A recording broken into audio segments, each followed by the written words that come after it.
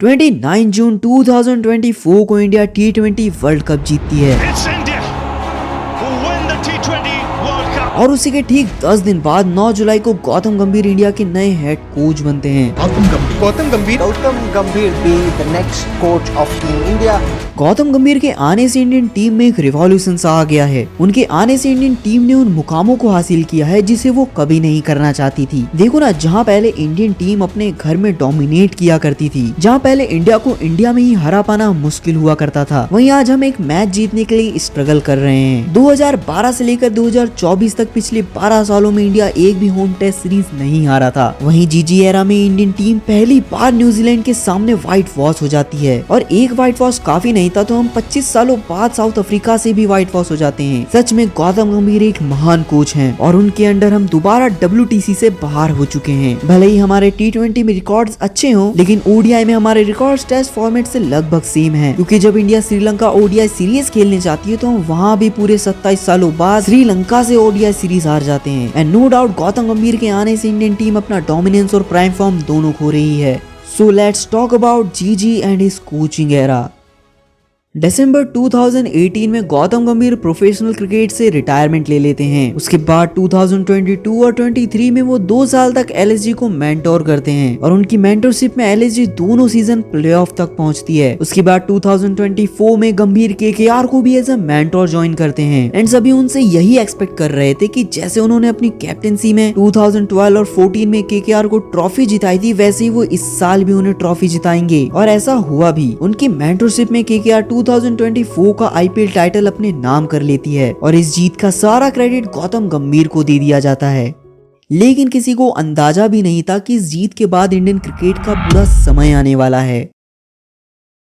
जून में India T20 world cup जीतती है एंड इस वर्ल्ड कप के साथ राहुल द्रविड़ का कोचिंग टेन्योर भी खत्म हो जाता है और अब BCCI को एक नए कोच की जरूरत थी, जिसमें द्रविड़ के बाद BCCI की फर्स्ट चॉइस थे VVS लक्ष्मण। लेकिन लक्ष्मण इस रोल के लिए इंटरेस्टेड नहीं थे एंड इस लिस्ट में कई बड़े नाम भी थे, जिसमें एक नाम था गौतम गंभीर का। एंड BCCI शुरू से ही चाहता था कि कोई इंडियन ही टीम का अगला हेड कोच बने और गंभीर BCCI की क्राइटेरिया में फिट बैठ रहे थे। और हाल ही में उनकी मेंटरशिप में KKR 10 सालों बाद IPL टाइटल जीता था एंड यही सारी चीजें देख BCCI गंभीर को as a head coach appoint कर लेती है एंड यही से शुरुआत होती है जीजी के कोचिंग एरा की। हेड कोच बनते ही गौतम गंभीर ने अपने रंग दिखाने शुरू कर दिए, जहां उन्होंने BCCI के अगेंस्ट जाके अभिषेक नायर को बैटिंग कोच एंड ट्रेंट डेस्टेट को फील्डिंग कोच और मॉनी मॉकल को बॉलिंग कोच बना दिया। अब इसके बाद जीजी एरा में इंडियन टीम सबसे पहला टूर श्रीलंका का करती है, जहाँ T20I सीरीज तो हम इजीली 3-0 से अपने नाम कर लेते हैं, लेकिन बात करें ODI की तो वहाँ हम पूरे 27 सालों बाद श्रीलंका से ODI सीरीज 2-0 से हार जाते हैं। इसके बाद इंडिया बांग्लादेश को टेस्ट एंड T20 दोनों में हरा देती है। अब इंडिया के साथ बड़ी ही अनएक्सपेक्टेड चीज होती है। अक्टूबर में इंडिया न्यूजीलैंड के खिलाफ हुई टेस्ट सीरीज में व्हाइट वॉश हो जाती है और ये इंडिया की पिछले 12 सालों में पहली होम टेस्ट सीरीज डिफीट थी, जहां फर्स्ट टेस्ट में इंडिया 46 पर ऑल आउट हो गई, तो वहीं सेकंड और थर्ड टेस्ट में तो हम डे 3 पर ही हार गए। थर्ड टेस्ट में तो हम 147 रनों का टारगेट तक चेज नहीं कर पाए थे। इंडिया की टेस्ट में ये हालत देख लोग रोहित शर्मा को ट्रोल करने लगे और उन्हें विराट कोहली से कंपेयर किया जाने लगा।